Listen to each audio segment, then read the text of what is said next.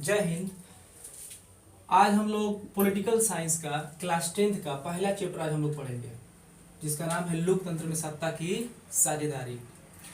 यह वीडियो का जो है ना पार्ट 1 रहेगा, पार्ट 1, 2, 3 तीन वीडियो में जो है ना ये चैप्टर बिल्कुल कंप्लीट हो जाएगा। और इसमें आज हम लोग कुछ काफ़ी इंपोर्टेंट जो टॉपिक्स है इस पर हम लोग बात करने वाले हैं। सबसे पहला है लोकतंत्र में द्वंद्ववाद, दूसरा है लोकतांत्रिक व्यवस्थाओं में सामाजिक विभाजन के स्वरूप, तीसरा है सामाजिक भेदभाव एवं विविधता की उत्पत्ति, चौथा है सामाजिक विभिन्नता और सामाजिक विभाजन में अंतर, जाति का राजनीति पर प्रभाव, और छठा है क्या चीज, सामाजिक विभाजन के 3 निर्धारक तत्व।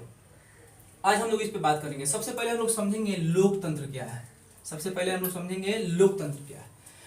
लोकतंत्र का परिभाषा होता है जनता द्वारा जनता के लिए जनता का शासन, यानी यह एक शासन व्यवस्था है। शासन करने का क्या होता है, ये तरीका होता है जिसमें क्या करते हैं हम लोग, जनता द्वारा ही जनता के लिए जनता का शासन हम लोग करते हैं। यानी खुद जनता ही क्या करती है, सरकार बनाती है, खुद भाग लेती है, और वो सरकार क्या करती है, खुद जनता पे शासन करती है। इसलिए कहा जाता है जनता द्वारा जनता के लिए जनता का शासन।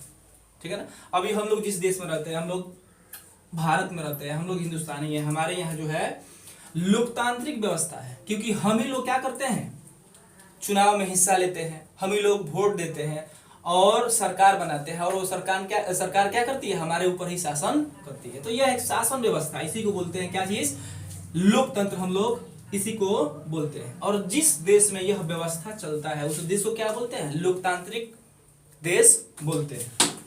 तो हमारा देश क्या है, लोकतांत्रिक देश है। तो लोकतंत्र आपको क्लियर हो चुका होगा। तो हमारा देश क्या है, लोकतांत्रिक। अब हम लोग चैप्टर देखेंगे, चैप्टर का नाम है लोकतंत्र में सत्ता की साझेदारी।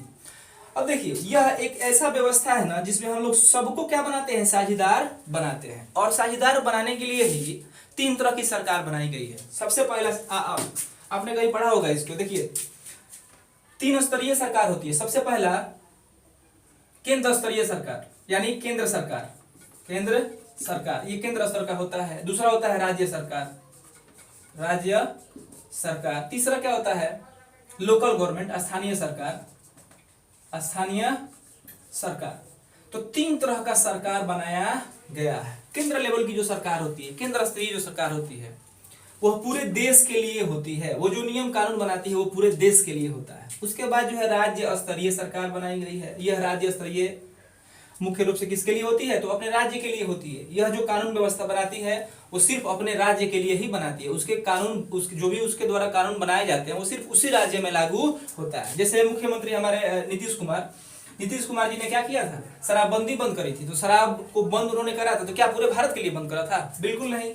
उन्होंने किसके लिए बंद किया था, तो सिर्फ बिहार के लिए। और उनकी बनाई गई कानून जो है वो सिर्फ कहाँ लागू होती है, तो सिर्फ बिहार तक ही लागू होती है। अगर उत्तर प्रदेश के आदित्यनाथ योगी जी कोई कानून बनाते हैं तो कहाँ लागू होगा, तो सिर्फ उत्तर प्रदेश में ही लागू होगा। तो ये होते हैं राज्य स्तरीय सरकार, और वहां के मुख्यमंत्री और वहां के और राज्य स्तर पे जो कानून बनाई जाती है वो सिर्फ राज्य में ही लागू होते हैं। अब होती है स्थानीय सरकार, जो मुखिया का चुनाव जो होता है ना, मुखिया वार्ड का, सरपंच पंच का, ये सब क्या होता है, ये होता है स्थानीय सरकार। यह स्थानीय सरकार क्या करती है, तो इसके द्वारा जो नियम कानून कायदे जो विकास किए जाते हैं वो सिर्फ ग्रामीण स्तर तक ही होते हैं। यह अपने पंचायत का ही क्या करते हैं, विकास करते हैं। तो जरा देखिए कि 3 तरह का आखिर सरकार बनाने का उद्देश्य क्या है। पहला उद्देश्य कि सरकार की शक्ति को क्या करना, विकेंद्रीकरण करना है, यानी डिसेंट्रलाइज कर देना। कहने का मतलब है, अगर एक आदमी के हाथों में अगर सरकार रहे, मान के चलिए कि अगर केंद्र में बीजेपी की सरकार है, अगर सारी शक्तियां उसी के हाथों में रहे तो देश का क्या हाल है, क्या हाल होगा, आप सोचिए क्या हाल होगा। इसीलिए जो है ना देश को क्या किया जाता है, तो अलग अलग स्तर के हिसाब से अलग अलग सरकारें बना दी जाती हैं, और इस पावर को क्या कर दिया जाता है, डिस्ट्रीब्यूट कर दिया जाता है, अलग अलग स्तर पर बांट दिया जाता है। इस तरीके से ये शक्ति क्या हो जाती है, सबके हाथों में थोड़ी थोड़ी चली जाती है। इस तरीके से एक आदमी जो है ना पूरे राष्ट्र का, पूरा देश का मालिक नहीं होता है। कहीं ना कहीं ये सभी लोग क्या होते हैं, उसमें भागीदार होते हैं किसी भी तरह का फैसला लेने में। इस तरह से क्या कर दिया जाता है, शक्ति को क्या कर दिया जाता है, विकेंद्रीकृत कर दिया जाता है। तो सबसे पहला ये चीज था, यानी शक्तियों को क्या कर देना, कम कर देना, सबको थोड़ा थोड़ा पावर दे देना। ठीक है ना, एक आदमी के हाथ में पावर रहेगा तो फिर क्या हो सकता है, तानाशाही आ सकता है ना। अगर एक आदमी के हाथ में शक्ति आ जाए तो फिर क्या हो जाएगा, राजतंत्र की तरह हो जाएगा, तानाशाही आ जाएगा, डिक्टेटरशिप हो जाएगा। तो इसलिए अलग अलग तरह के सरकार बना दिए जाते हैं। दूसरी बात ये कि जब अलग अलग स्तर की जब सरकारें बनाई जाती हैं तो ये सरकार देखिए केंद्र से होते हुए राज्य, राज्य से होते हुए ग्रामीण स्तर तक पहुंच चुका है। यानी कहने का मतलब है कि ग्रामीण एरियाज से लेकर के शहरी एरियाज तक के लोग क्या कर सकते हैं, इसमें अपनी भागीदारी दे सकते हैं, इसमें आप अपनी हिस्सा ले सकते हैं। अब देखिए गांव वगैरह में चुनाव होता है तो हम लोग भी क्या कर सकते हैं, चुनाव में भाग ले सकते हैं। मुखिया के लिए हम लोग लड़ सकते हैं, सरपंच के लिए हम लोग उम्मीदवार बन सकते हैं। तो कहने का मतलब है कि स्थानीय मतलब इलाकों में भी, लोकल एरियाज में भी लोग क्या करते हैं, चुनाव लड़ते हैं, चुनाव के बारे में सीखते हैं, अपने अधिकारों के बारे में जानते हैं और चुनाव लड़ते हैं, जीतते हैं। और ग्रामीण एरियाज में क्या करते हैं, अपनी शासन करते हैं। वैसे ही राज्य सरकार की अगर हम लोग बात करें तो राज्य के स्तर पर भी लोग क्या बनते हैं, एमएलए का चुनाव होता है, उसके बाद मुख्यमंत्री को चुना जाता है। तो यहाँ भी लोग क्या करते हैं, अपनी भागीदारी देते हैं सरकार को बनाने में। और केंद्र स्तर पर देखें तो यहाँ पे भी लोग क्या होते हैं, शामिल होते हैं, सरकार को बनाते हैं, खुद उम्मीदवार बनते हैं और चुने भी जाते हैं। तो इस तरीके से शहरों से लेकर के, केंद्र से लेकर के ग्रामीण स्तर तक के लोग इसमें क्या होते हैं, इन्वॉल्व होते हैं, इसमें हिस्सा लेते हैं। और इस तरीके से वो क्या बनते हैं, लोकतंत्र में जो हमारी सत्ता है, इस सत्ता के क्या बनते हैं, वो साझेदार बनते हैं। साझेदार बनने से क्या होता है कि उनको समानता फील होता है, उन्हें समानता फील होता है। उन्हें ये लगता है कि हाँ ये देश क्या है, हमारा है और हमको भी अधिकार है वोट देने का या चुनाव लड़ने का, और हम भी क्या कर सकते हैं, अपने क्षेत्रों में विकास कर सकते हैं। तो इस तरीके से समानता फील होता है। और कोई भी धर्म के लोग क्या कर सकता है, चुनाव लड़ सकता है, चुनाव में वो जीत सकता है, सरकार बना सकता है और क्या कर सकता है, देश के विकास में अपना योगदान दे सकता है। तो यही है साझेदारी, यानी लोकतंत्र में सत्ता की साझेदारी। हर तरह के लोग सत्ता में आते हैं और साझेदार बनते हैं और उन्हें विकास करने का एक सुनहरा मौका मिलता है। तो यही है लोकतंत्र में सत्ता की साझेदारी। अगला पॉइंट हम लोग देखेंगे लोकतंत्र में द्वंद्ववाद। तो लोकतंत्र में काफी द्वंद्ववाद देखने को मिलता है। क्यों, अगर सोचिए, जो देश लोकतांत्रिक होता है उस देश में बहुत ज्यादा विविधता देखने को मिलता है, कई धर्म के लोग वहां पे देखने को मिलते हैं। जरा सोचिए कि अलग अलग धर्मों के लोग, कई तरह के लोग अगर उस देश में होंगे तो कोई ना कोई तो मेजोरिटी में होगा और कोई ना कोई क्या होगा, माइनॉरिटी में होगा। यानी कहने का मतलब है कि किसी धर्म के मानने वाले अधिक संख्या में उस देश में रहते होंगे और किसी धर्म के मानने वाले बहुत कम संख्या में उस देश में रहते होंगे। जैसे कि हिंदुस्तान की अगर हम लोग बात करें तो मेजोरिटी में कौन है, बहुसंख्यक कौन है, हिंदू लोग हैं। और अल्पसंख्यक कौन से लोग हैं, तो मुस्लिम लोग हैं। तो ये है अल्पसंख्यक। तो इसमें क्या होता है कि जो लोग अधिक संख्या में हैं, देश में जो लोग अधिक संख्या में है, वो हमेशा क्या करना चाहते हैं, सरकार पर हावी रहना चाहते हैं और अपने मांगों को पूरा करवाने का हमेशा प्रयास में रहते हैं।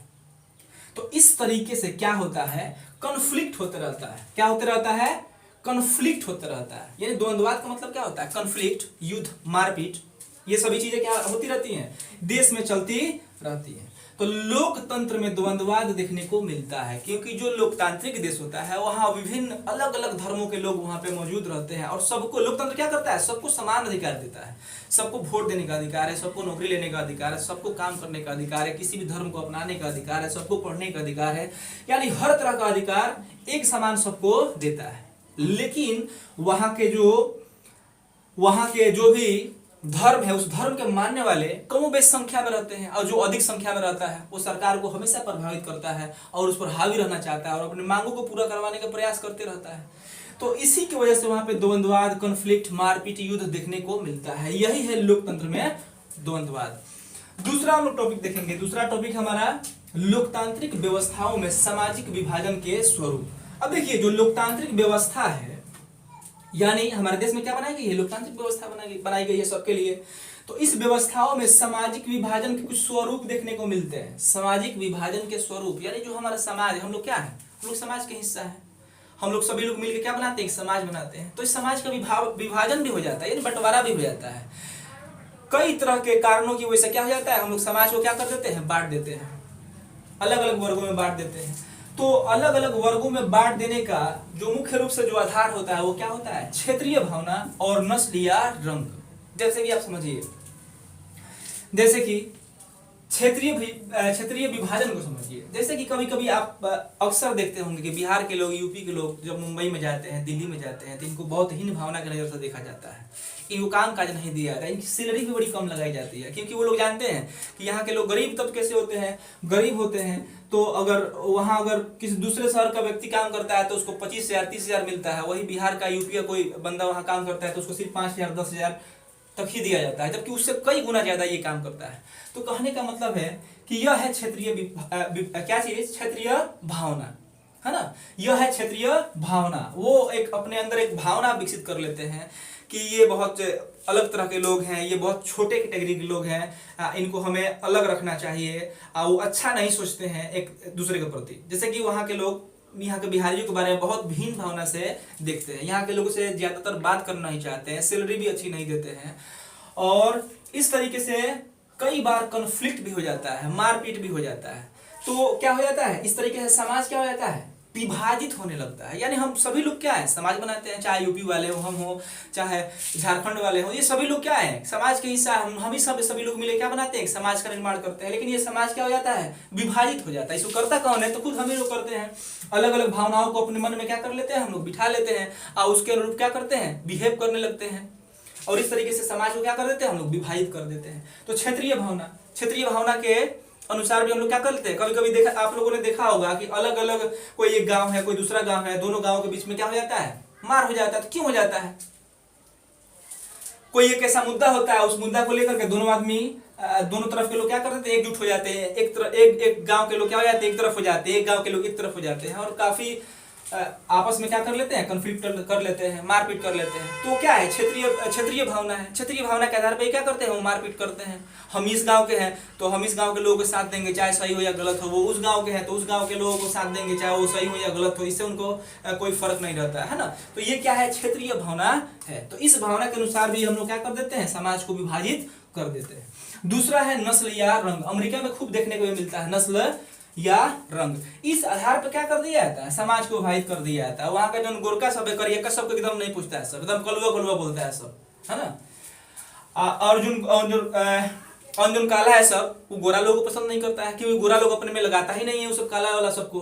तो काला वाला भी क्या करता है, वो सबसे नफरत करता है ना। इन लोगों के लिए अलग सुविधाएं होती है, उन लोगों के लिए अलग सुविधाएं होती है, ये पहले से ही चला आ रहा है। तो इस तरह का वहां पे भी विभेद देखने को मिलता है। तो इस तरीके से समाज क्या होता है जी, विभाजित हो जाता है। अब गोरे और काले सब मिलकर क्या बनाते हैं, समाज बनाते हैं। लेकिन अगर इस तरह का भावना वो रखने लगे काले और गोरे का, तो फिर क्या होगा, प्रेम तो बढ़ेगा नहीं, नफरत ही बढ़ेगा। और इस आधार पर क्या हो जाता है, उनका समाज विभाजित हो जाता है।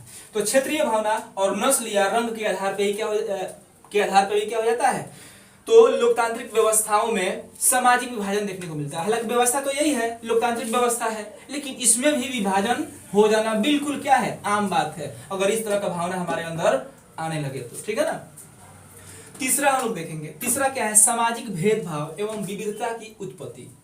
सामाजिक भेदभाव तो आप समझते हैं ना। कभी कभी हम लोग किसी दफ्तर में जाते हैं, कहीं काम कराने के लिए जाते हैं, तो वो लोग क्या देखते हैं, भेदभाव करते हैं। अगर कोई हिंदू है तो उसका काम पहले हो जाता है, कोई मुस्लिम है तो उसका काम देर से किया जाता है, या उसको फंसा दिया जाता है। या कोई अगर मुस्लिम हो तो मुस्लिम वाला काम फट से कर देता है, हिंदू वाला काम क्या करता है, देर से करता है। तो इस तरह का भेदभाव भी देखने को मिलता है हर एक कामों में। हिंदुस्तान में तो खूब मिलता है, हर एक ऑफिस में आप जाइएगा तो भेदभाव आपको देखने को मिल जाएगा। तो इस तरह का भेदभाव खूब प्रचलित है भारत में। तो कहने का मतलब, यह भेदभाव, सामाजिक भेदभाव एवं विविधता की उत्पत्ति कहाँ होती है, किस आधार पर होती है। इसका दो आधार है। सबसे पहला है जन्म आधारित। अब जैसे कि देखिए, अगर कोई बड़ा कास्ट में पैदा होता है तो समझिए कि बड़ा कास्ट का लोगो मोहर लग जाता है उसके ऊपर, है ना, उसे बड़ा समझा जाता है। अगर कोई छोटे कास्ट में पैदा हो जाता है तो उसको छोटा समझा जाता है, और इस आधार पर उसके साथ क्या होता है, भेदभाव होता है, और इस तरीके से वो एक अलग समाज का निर्माण करता है। अगर कोई छोटे कास्ट में पैदा हो गया तो वो अलग समाज का ही निर्माण करेगा जी, वो छोटा समाज का ही निर्माण करेगा। अगर कोई बड़ा कास्ट में पैदा होता है तो बड़ा कास्ट वाला कहलाता है। तो हिंदुस्तान में कई तरह का जाति धर्म यहाँ पे देखने को मिलता है, इस बात को खुद आप समझ रहे होंगे। और इस तरीके से क्या होता है, जन्म के आधार पे हम लोग क्या करते हैं, अपने समाज का निर्माण करते हैं। कोई खान है तो वो खान समाज का निर्माण करेगा, कोई हरिजन है तो हरिजन का निर्माण करेगा, कोई राजपूत है तो राजपूत समाज का निर्माण करेगा। तो इस तरीके से समाज क्या होता है जी, विभाजित होता है।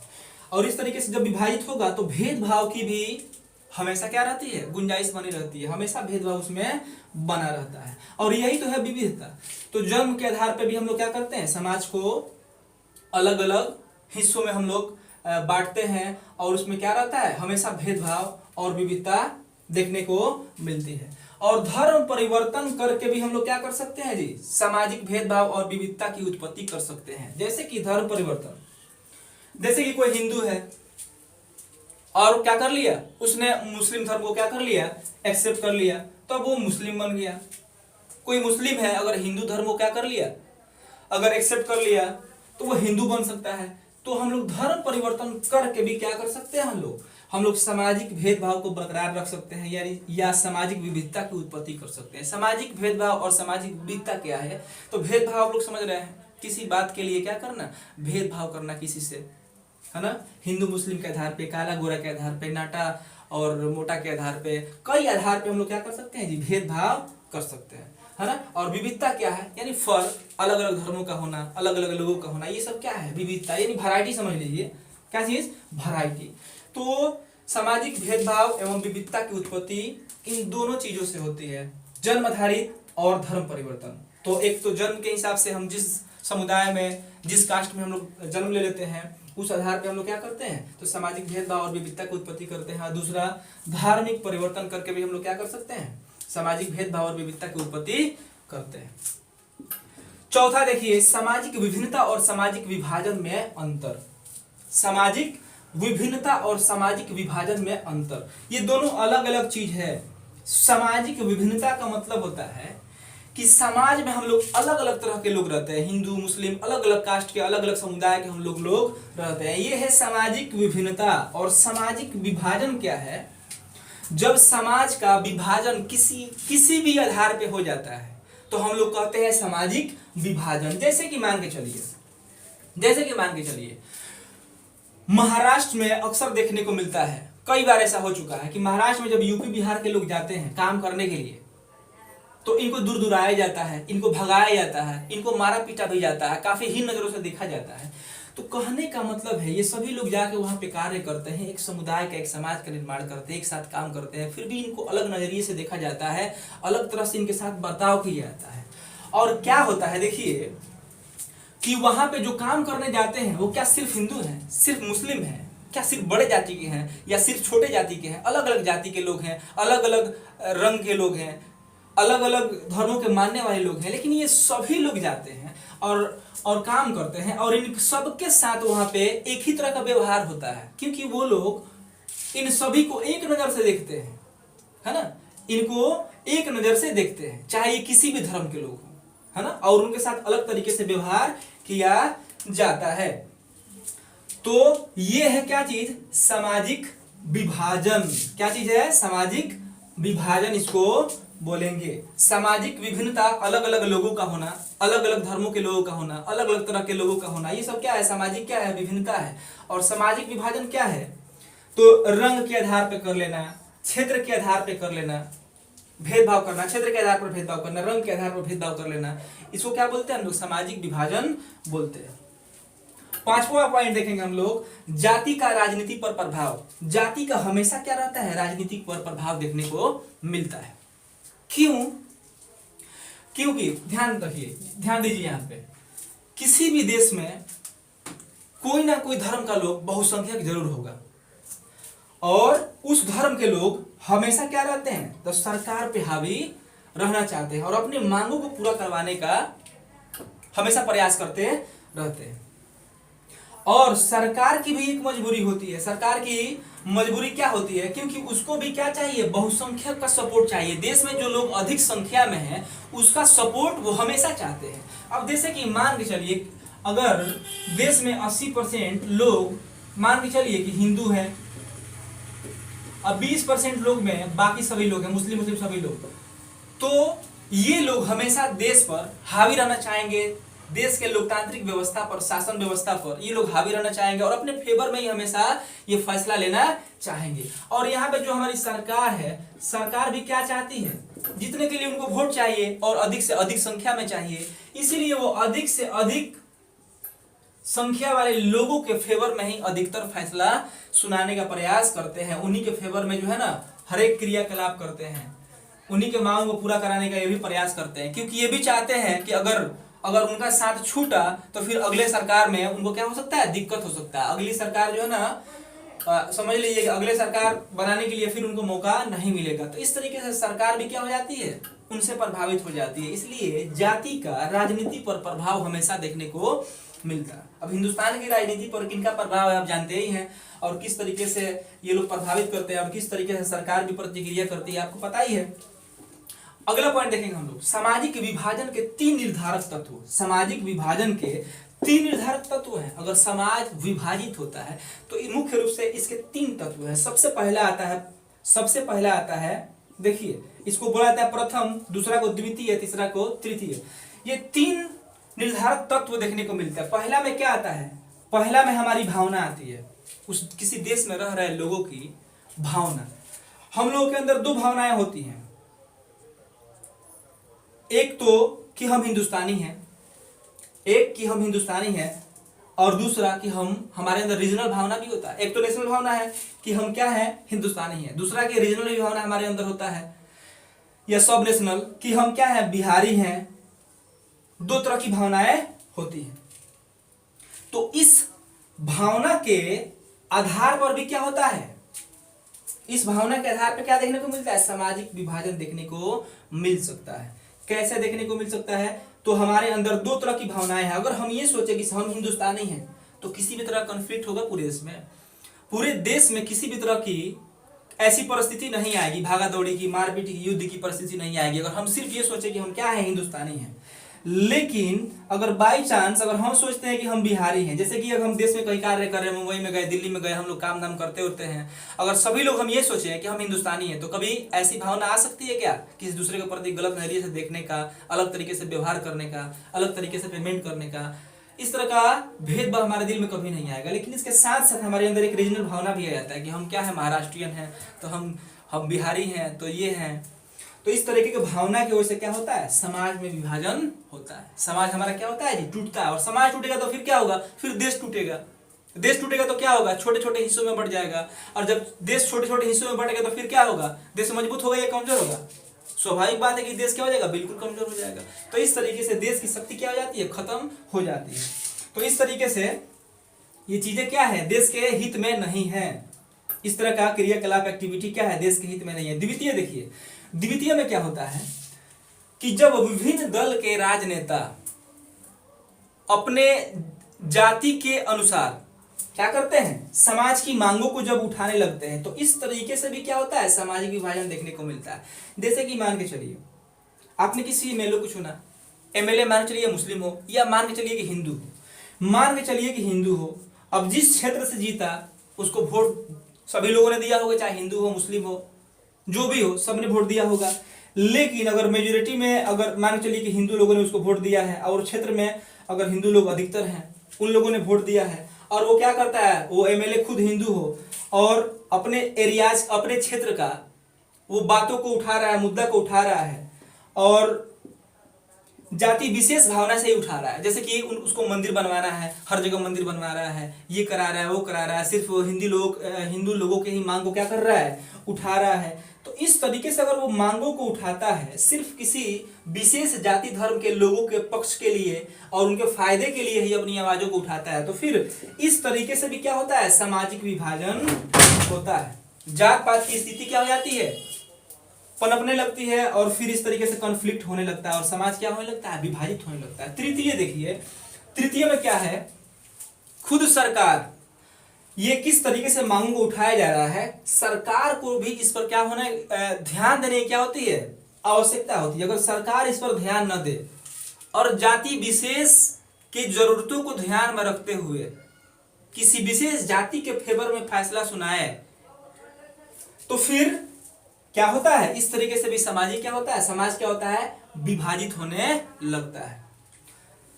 तो आप समझ सकते हैं। देखिए सबसे पहला कि प्रथम, ये हमारी भावना से रिलेटेड है। प्रथम जो है हमारी भावनाओं से रिलेटेड है कि हम क्या सोचते हैं, हम क्षेत्रीय भावना रखते हैं या राष्ट्रीय भावना रखते हैं। द्वितीय क्या है कि जब हमारा प्रतिनिधि, हमारा चुना हुआ एमएलए एमपी जो भी हो, अगर जाति विशेष के हिसाब से वो सोचता है और उन्हीं के फेवर में, उन्हीं के फेवर करता है और उन्हीं को लाभ पहुंचाने के लिए, है ना, क्रियाकलापों करता है या सिर्फ उन्हीं को मांगों को उठाता है, तो इस तरीके से भी क्या देखने को मिलता है, सामाजिक विभाजन देखने को मिलता है। और 3 नंबर, खुद सरकार अगर इन चीजों को सही ढंग से डील ना करे और ये भी किसी विशेष जाति धर्म के लोगों के फेवर में ही फैसला सुनाए या सिर्फ उन्हीं के हित के बारे में सोचे, तो इस तरीके से भी क्या होता है, सामाजिक विभाजन देखने को मिलता है। तो इस तरीके से समाज क्या होता है, विभाजित होने लगता है। तो इस तरीके से समाज का विभाजन होगा, राज्य का विभाजन होगा, देश का विभाजन होगा। देश क्या होगा, टूटेगा और छोटे छोटे हिस्सों में क्या होगा, बटेगा।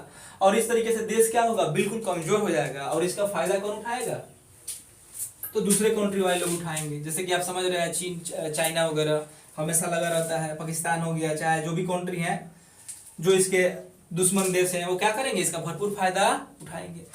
तो आशा करते हैं ये टॉपिक्स बिल्कुल आपको कंप्लीट समझ में आ गया होगा। अगर कहीं पे किसी भी तरह का दिक्कत हो तो आप कमेंट सेक्शन में आप लिख सकते हैं, इसका मैं रिप्लाई आपको दे दूंगा, ठीक है ना।